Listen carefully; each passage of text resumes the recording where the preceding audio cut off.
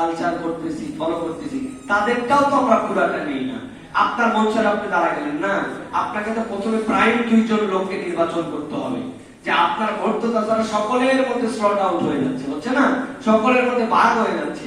একজন পাইলো 29, আর একজন পাইলো 31, আর একজন 29-31-এ বলতে দেখা যাচ্ছে যে 62%, আর একজন পাইছে তারও কম।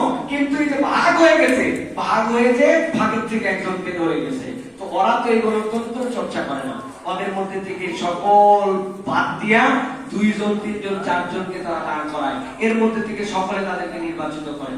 তো যাই হোক, এখানে অনেক কথা বলার আছে। মূল আমার বক্তব্যের বিষয় যেটা, আমরা যদি হ্যান মতবাদ, ত্যান মতবাদ, অমুক মতবাদ, তুমুক মতবাদ ধরি, আমরা দিন দিন শুধু বিভিন্ন ফেরকায় আলাদা হয়ে যাব। আর আমরা যদি আল্লাহ রাসূল, আল্লাহর দেখানো পদ্ধতি, কোরআন সুন্নাহ অনুযায়ী আমরা যদি চলি, আল্লাহ বলেছেন তোমরা এক হয়ে থাকতে পারবে। সুতরাং যত এই যে মতাদর্শ দুনিয়ায় ছড়াই পড়ছে আর মুসলমানরা তাদের পিছে ছোটে, এইগুলা এই উম্মার বিভক্তির অন্যতম কারণ। আরেকটা বিষয় যেটা আল্লাহ রাব্বুল আলামিন বলছেন, ইয়া আইয়ুহাল্লাযীনা আমানু